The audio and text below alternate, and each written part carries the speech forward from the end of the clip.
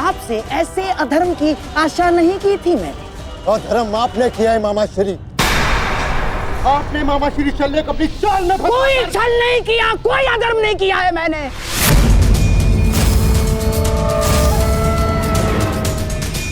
कदाचित आप भूल रहे हैं धर्मराज कि अभी तक युद्ध के कोई नियम निर्धारित नहीं हुए, तो हम पर कोई बंधन नहीं है। हम अपना पक्ष बढ़ाने को पूर्ण स्वतंत्र हैं और हमने जो कुछ भी किया ना धर्मराज, वो हमारा अधिकार था। और क्या किया हमने? हैं? हमने केवल और केवल एक अतिथि का सत्कार किया, बस। मातृदेव भव, पितृदेव भव, आचार्य देव भव, अतिथि देव भव। पढ़ा होगा आपने, हैं? अपने धर्म में। तो बताइए, एक अतिथि का सत्कार करना क्या दंडनीय है? और कोई छल नहीं किया इस पौंड्रक वासुदेव ने।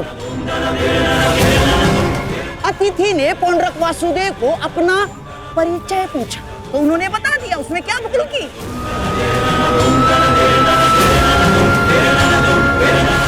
और हाँ, आपके मामा श्री शल्य पर हमने कोई दबाव नहीं डाला, ना ना ना ना ना ना, बिल्कुल दबाव नहीं डाला। अपितु हमारे आतिथ्य से प्रसन्न होकर हमारे साथ रहने का उन्होंने हमें वचन दिया स्वयं।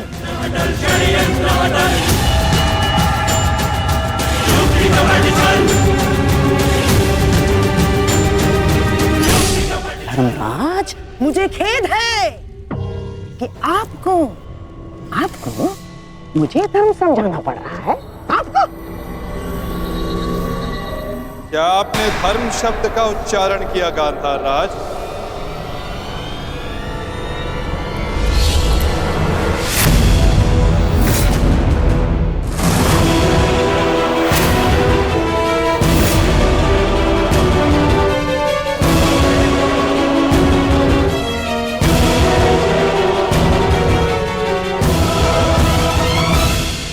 धर्म अधर्म का ज्ञान आपके मुख से सुनकर आश्चर्य हुआ,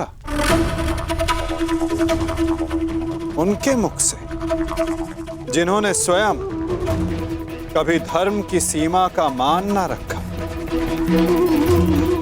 न राजभवन में, न उत्तराधिकारी के चुनाव में,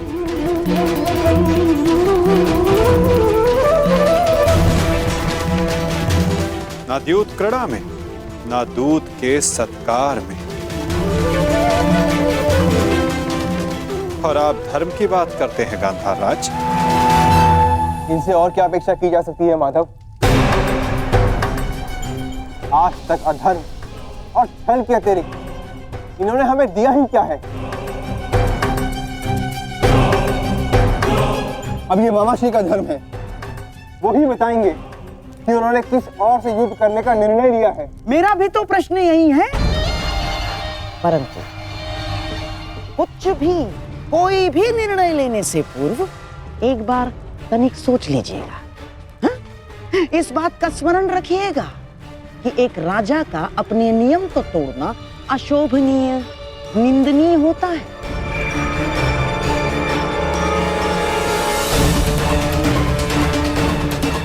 कैसे आपकी प्रजा आपका सम्मान करेगी जो राजा अपने दिए हुए वचन को तोड़ देता है, दिए हुए वचन से पलट जाता है? क्या क्या मुख लेके जाएंगे आपके प्रजा के समक्ष आप? तो युद्ध में आप किसका साथ देंगे? अपने भांजों का या अपने वचन का सम्मान करेंगे, मान करेंगे? पुत्र नकुल, मुझे क्षमा कर दो, परंतु मेरे पास कोई विकल्प ही नहीं है।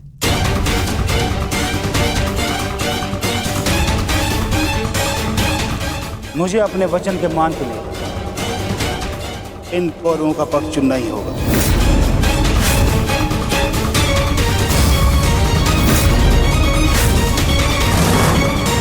ठीक है मामा श्री, अब हम भी आप पर प्रहार करने के लिए सज रहेंगे।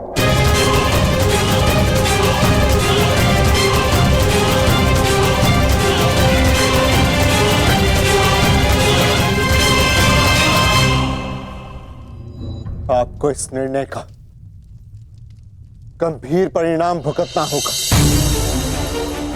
ये मेरी प्रतिज्ञा है।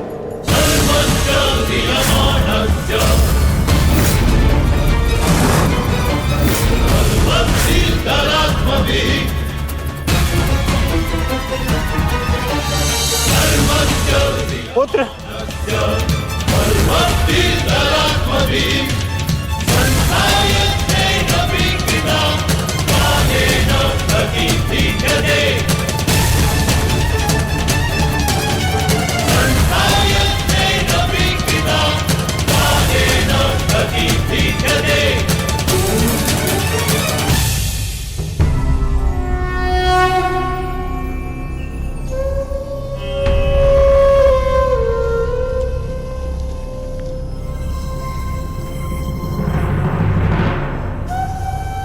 चलिए, तू कहां चल दिया? चलिए कृष्ण।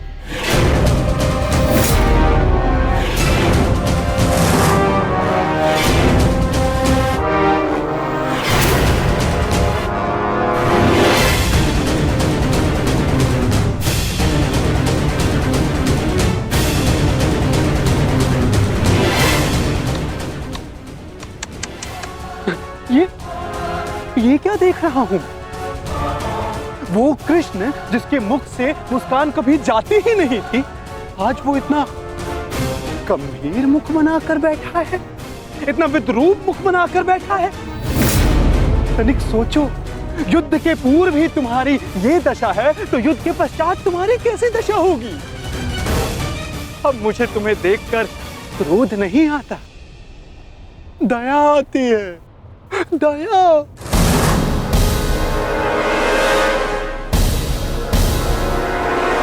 तुम्हारी सेना तुम्हारी नहीं रही, तुम्हारा पुत्र, उसने भी तुम्हारा साथ नहीं दिया, तुम्हारा भाई, उसने तुम्हारा पक्ष नहीं चुना, सब कुछ छीन लिया गया तुमसे।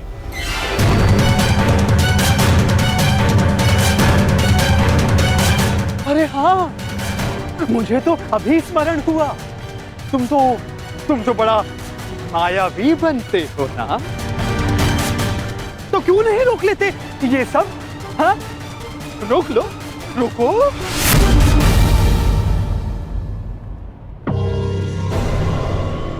अरे हाँ, विचार करने वाली बात तो ये, जब मैंने तुमसे तुम्हारा सब कुछ छीन लिया, तो तुम उस सुदर्शन चक्र का क्या करोगे?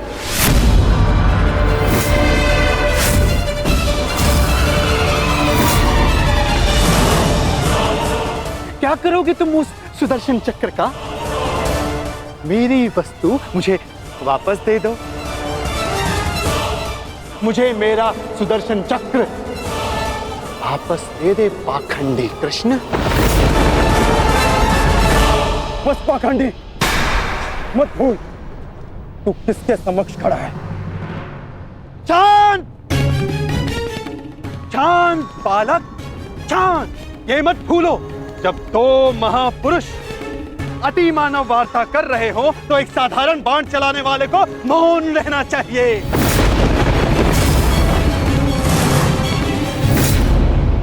दुष्ट पौंद्रक, मैं आज ये सिद्ध कर देता हूं तू कितना बड़ा अतिमानव है। अरे मूर्ख, तू अपनी तुलना वासुदेव से करता है। यदि साहस है तो आ और आके मुझसे युद्ध कर।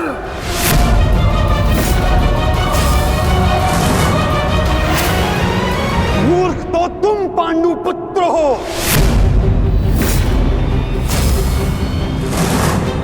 जो ये कभी नहीं समझ पाए कि कोयला कौन है और हीरा कौन, स्वर्ण क्या है और ताम्र क्या है। तुम सब अपनी आंखें खोल के देखो, ये जो तुम्हारे समक्ष खड़ा है, ये छलिया है, और मैं ही हूं वास्तविक वासुदेव, पौंड्रक वासुदेव, महाशक्तिमान, महाबलशाली, इस सृष्टि का वास्तविक रचयिता मैं ही हूं।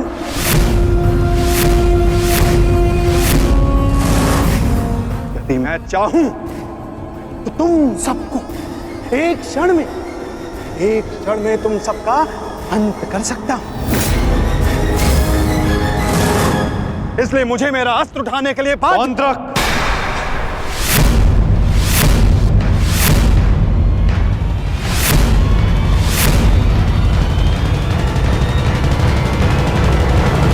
अपनी सीमा लांघने का दुस्साहस मत करो।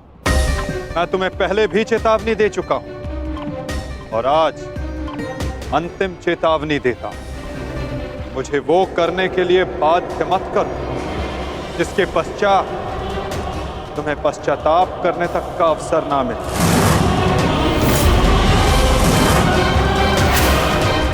जाओ यहां से पौंड्रक।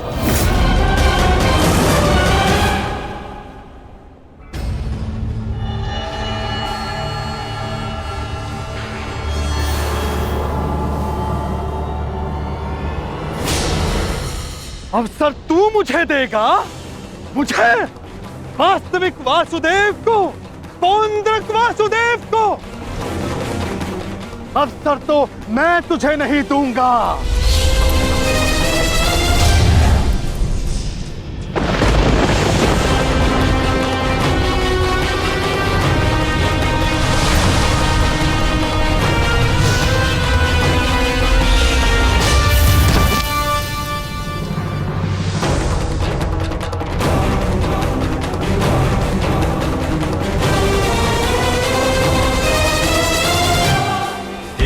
दृष्टि से बाण शक्ति से जीते ये सारा रण, शांत चित धरे आत्मबल भरे जीते हर बाधा कर, छूट ना पाए लक्ष्य हो जाए सा झुका होकर, वेग है सूर्य तेज है तब चढ़ा इसके। दोबारा ऐसा दुस्साहस मत करना, अन्यथा कुछ करने के योग्य नहीं रह जाओगे पौंड्रक।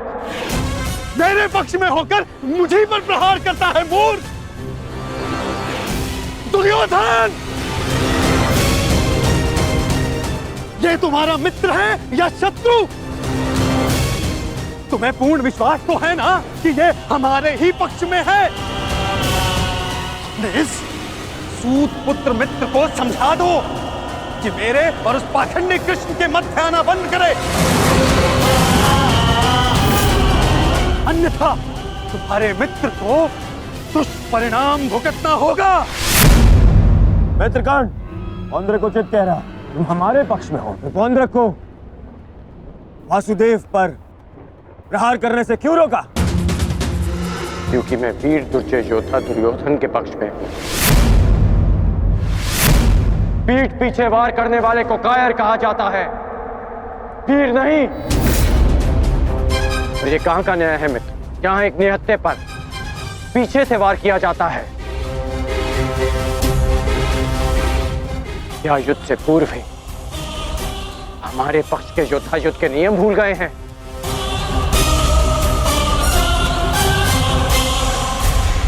तुमने ऐसा सोचा भी कैसे? तुम इस भांति वासुदेव को वश में कर लोगे? सत्य को पहचानो मित्र, अपने नेत्र खोलो। नेत्र तो तुम्हारे बंद है मित्र। ये छलिया कोई अवतार नहीं, केवल मायावी। शांति सभा में जो कुछ भी घटित हुआ केवल इस छलिए की माया थी, माया थी वो।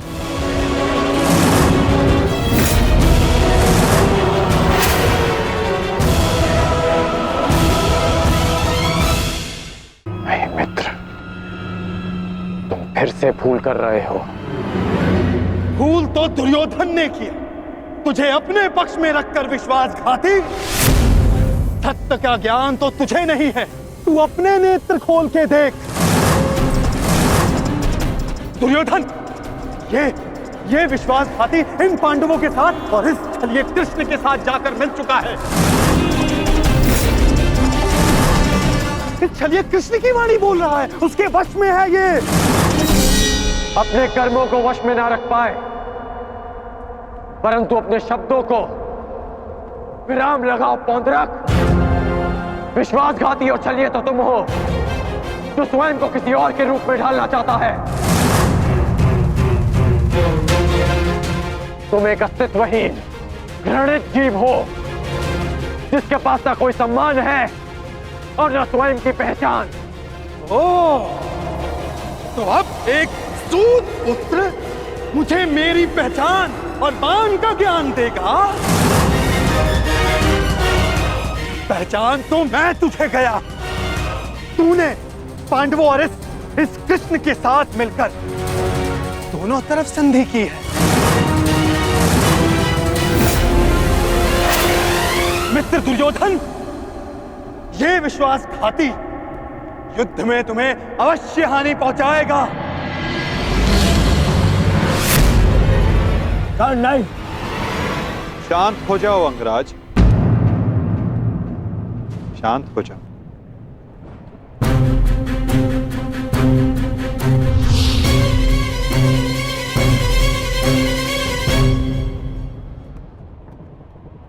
उचित ही तो कहा था पौंड्रक ने। आज मेरा हर अपना, मेरा हर संबंधी मेरे विपक्ष में खड़ा है और अब तो मेरा नाम भी मेरा नहीं रहा, उसे पौंड्रक ने ले लिया। सत्य कहा तुमने पौंड्रक, तुम्हें वो अवश्य मिलना चाहिए जिसके तुम अधिकारी हो।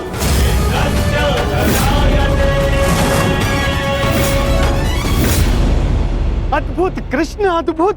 आज प्रथम बार तेरे मुख से सत्य निकला है छलिए।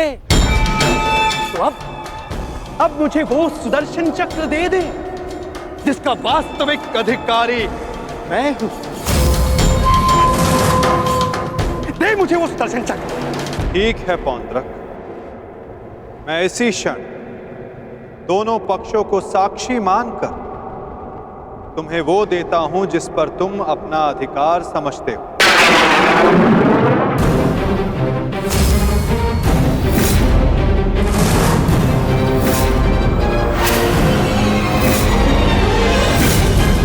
जो निश्चित रूप से तुम्हें वासुदेव में परिवर्तित कर देगा।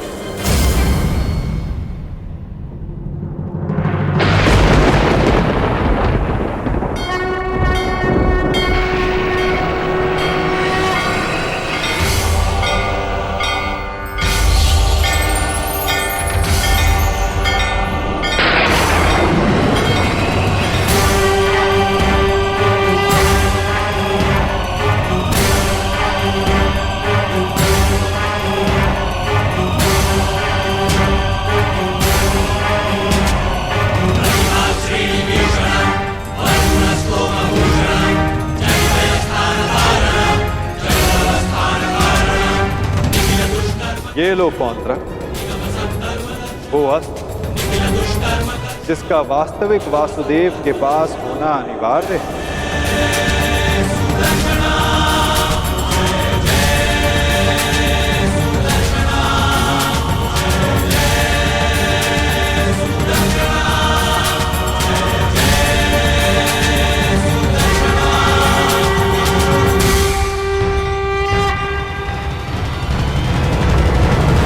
ऐसा करना संभव नहीं होता।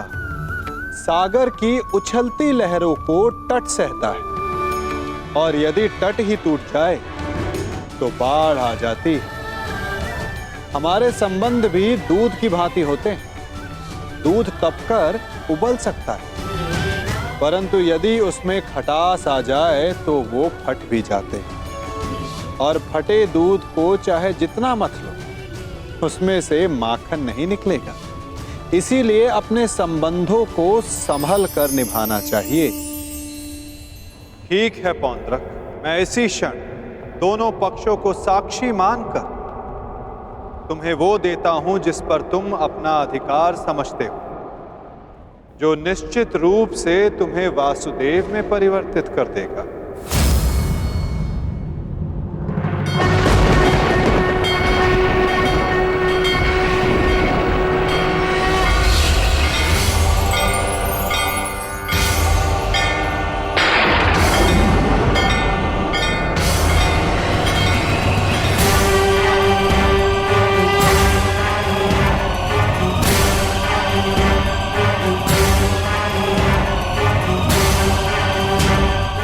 ये लो पौंड्रक, वो अस्त्र जिसका वास्तविक वासुदेव के पास होना अनिवार्य है।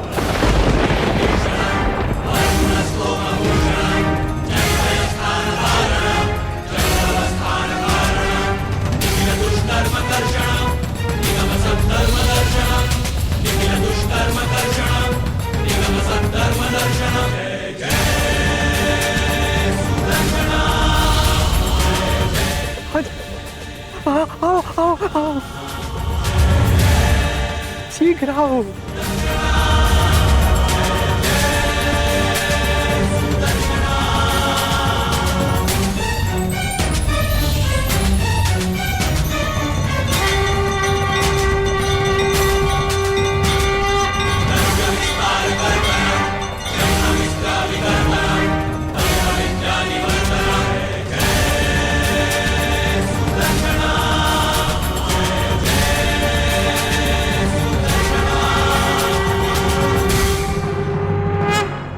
अंततः वो समय आ गया जिसकी मुझे बरसों से प्रतीक्षा थी। मुझे मेरा सुदर्शन चक्र मिल गया मुझे मेरा सुदर्शन चक्र। अब मुझे परास्त कोई नहीं कर सकता, क्योंकि मैं अब सर्वशक्तिशाली हूं। मैं वासुदेवा।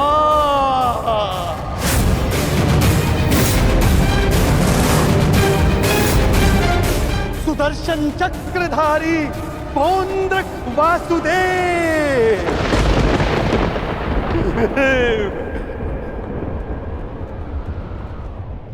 अब समझा मूर्ख सूत पुत्र कि वास्तविक वासुदेव कौन है?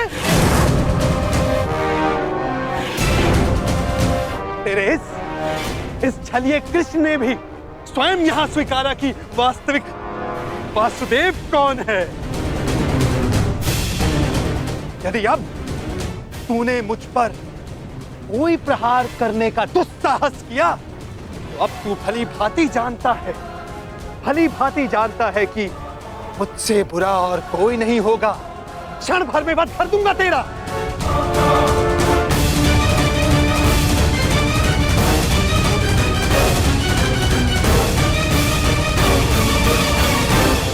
और तुम पांडु पुत्रों, अब तुम देख रहे हो ना कि सुदर्शन चक्र अब किसके हाथों में है?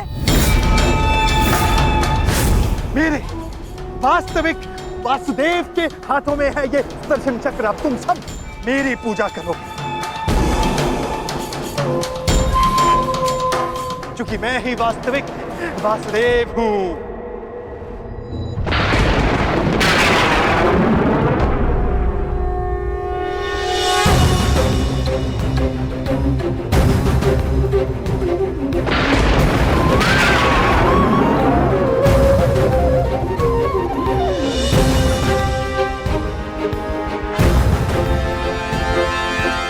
चक्र का भार क्यों बढ़ता जा रहा है?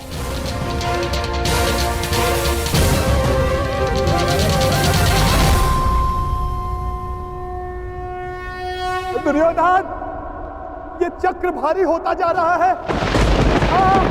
ये चक्र मुझे कुचल देगा।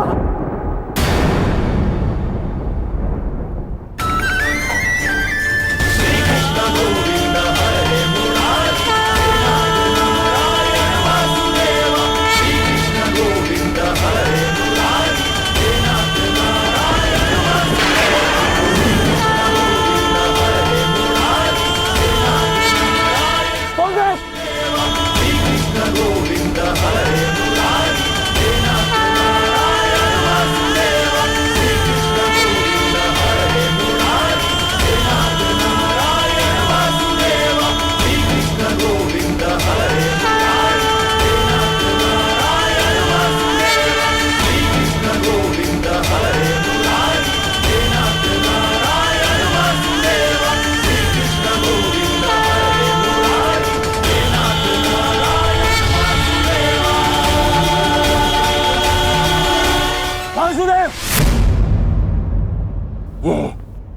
ये क्या किया आपने? बंद कर दिया, छल किया, फिर से छल किया आपने।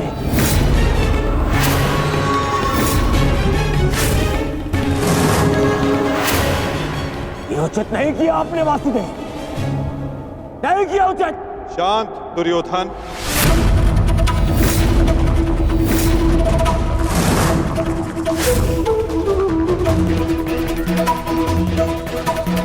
इतना क्रोधित क्यों हो रहे हो गांधारी नंदन? मैंने तो तुम्हारे मित्र को वो दिया जो वो मुझसे मांग रहा था। अब वो उसका भार नहीं सह पाया, ये मेरा दोष नहीं।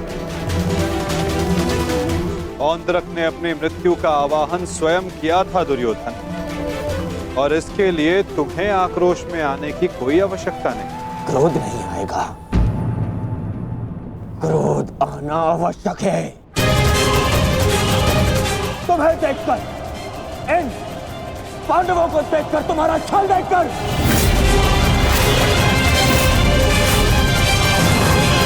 कैसा छल दुर्योधन?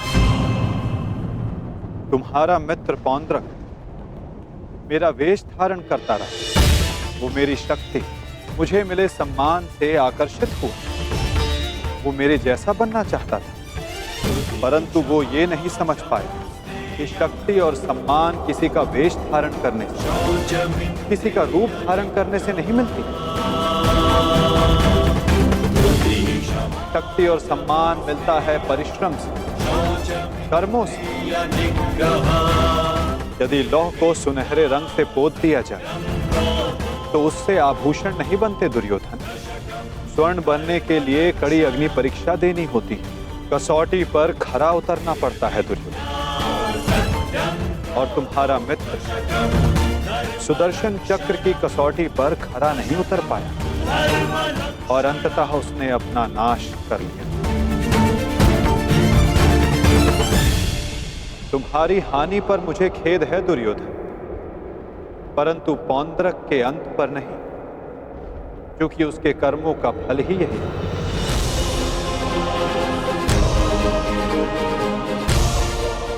अब आज्ञा दे युवराज।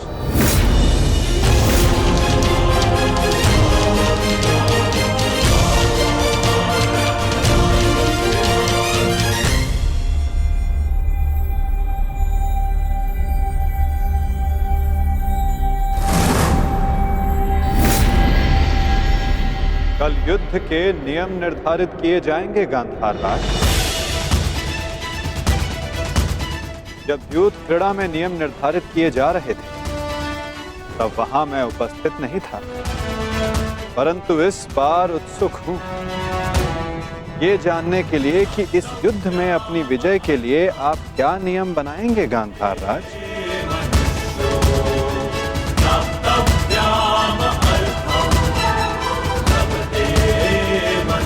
कल के सूर्य उदय की प्रतीक्षा रहेगी मुझे।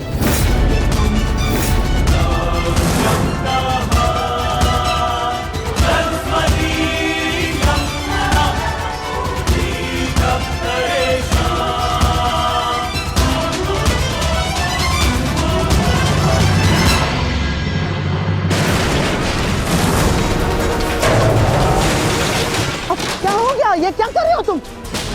हाँ, देखो देखो दुर्योधन, देखो। नहीं दुर्योधन। मैं उस वासुदेव को नहीं छोड़ूंगा।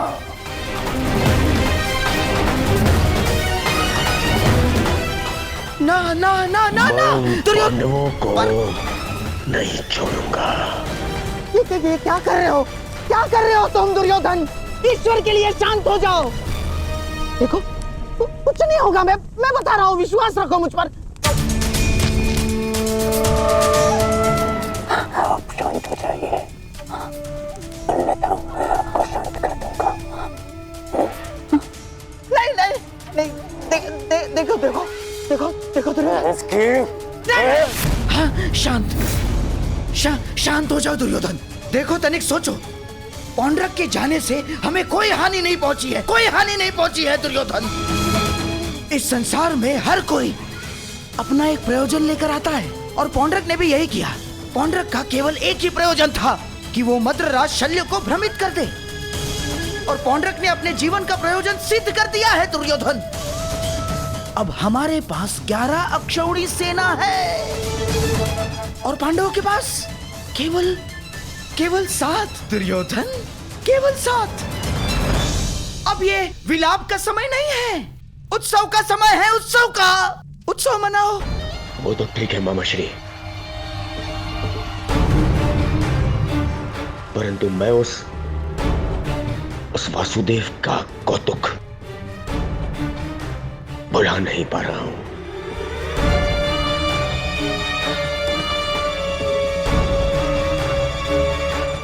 हाँ हाँ, देखो सब ठीक हो जाएगा दुर्योधन। हाँ? तुम बैठो बैठो बैठो। अब ये सब कुछ छोड़ो ना दुर्योधन। देखो युद्ध में वो कृष्ण छलिया कुछ नहीं कर पाएगा। पूछो क्यों? तो निहत्था है वो। अब इस समय हमारा पक्ष सबल है, हमारा पक्ष, और पासा हमारे हाथ में है दुर्योधन, हमारे हाथ में। कैसा पासा? अब देखो, कल युद्ध के नियम निर्धारित किए जाएंगे। ऐसे नियम बनाऊंगा कि पांडव पक्ष आ जाएगा, और फिर वो छलिया कुछ नहीं कर पाएगा, वो छलिया।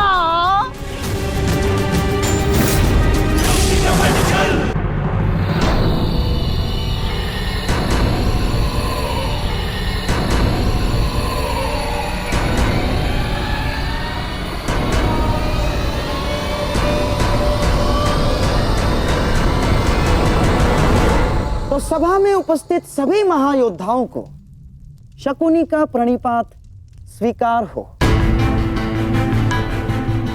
जैसे कि हम सब जानते हैं कि हम सभी एक महायुद्ध में भाग लेने जा रहे हैं, परंतु बड़े खेद के साथ एक बात सूचित करना चाहूंगा इस सभा में। जैसे कि हम अर्थात कौरवों पर हमेशा से, सदा से लांछन लगते आ रहे हैं, आरोप लगते आ रहे हैं कि हम छल करते हैं, हम कुचक्र करते हैं, हम षड्यंत्र रचते हैं, है ना वासुदेव? चाहे वो युद्ध हो या द्यूत। इसीलिए आपके मन से वो भ्रम निकालने के लिए इस खुली सभा का आवाहन किया गया है। तो वासुदेव, क्या आपकी अनुमति है? एक चतुर गुरु जब गुरुकुल से कुछ समय के लिए बाहर जाए तो वो आश्रम के सबसे योग्य शिष्य को उसका उत्तरदायित्व कभी नहीं देता। वो आश्रम के सबसे नटखट शिष्य को ही इसका उत्तरदायित्व सौंपता है। क्योंकि जब बिलाव को माखन की रखवाली के लिए स्वयं बिठा दिया जाए तो किसका साहस कि वो माखन चुरा सके। अर्थात आपको भी अनुमति अवश्य है गांधार राज।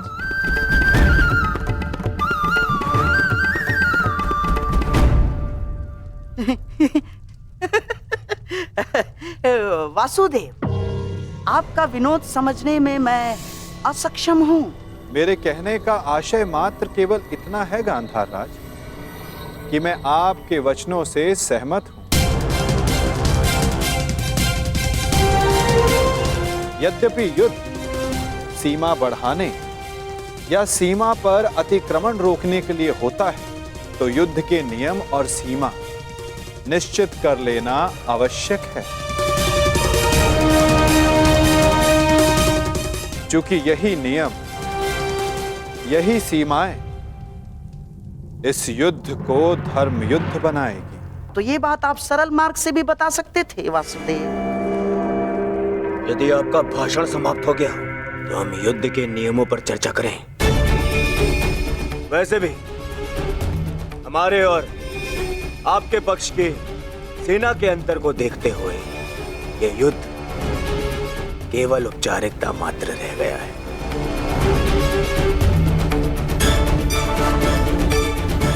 नियम बने या ना बने, हमारी विजय निश्चित है।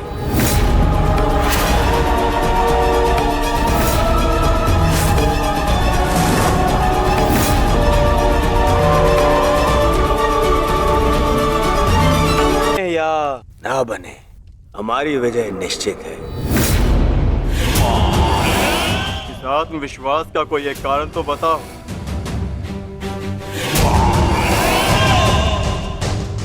खाता दुर्योधन, एक नहीं, दो नहीं, तीन कारण बताता हूं, जो समझ आए चुन लेना।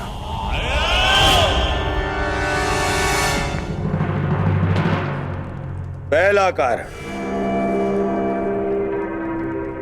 पितामह भीष्म, जिन्हें इच्छा मृत्यु का वरदान है।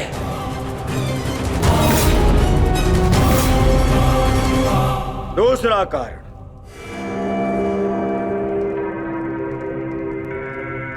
आचार्य द्रोण, जिन्होंने तुम पांडवों को शस्त्र संधान की शिक्षा दी है।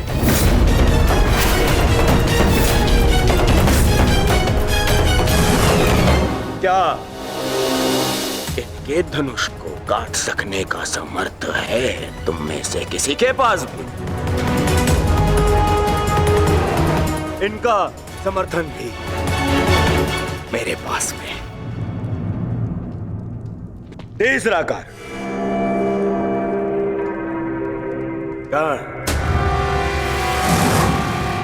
ब्रह्मास्त्र, ब्रह्मांडास्त्र और ब्रह्मशिरास्त्र जैसे अस्त्रों से सज्जित है मेरा मित्र कर्ण, जिसका बाण तुम्हें विजय प्राप्त करने नहीं देगा और जिसका कवच मुझे पराजित नहीं होने देगा।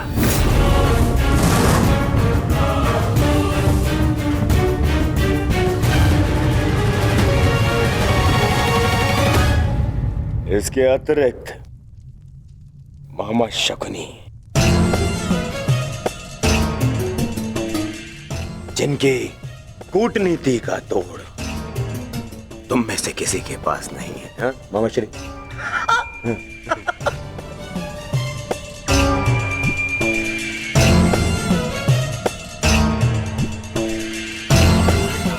मद्रराज शैल्य, नारायणी सेना, अब अरे ये तो 3 से अधिक कारण हो गए, है ना अर्जुन? जिसके पास इतने सारे कारण हो उसे कौन पराजित कर सकता है?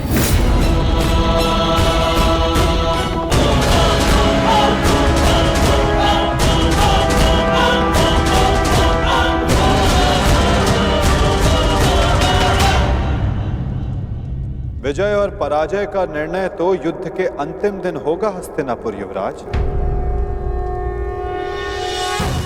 नियम तो केवल युद्ध का मार्गदर्शन करते हैं। अंत में कौन कितनी सीमा में रहता है और किसे सीमा तोड़ने का दंड मिलेगा, ये तो समय ही बताएगा।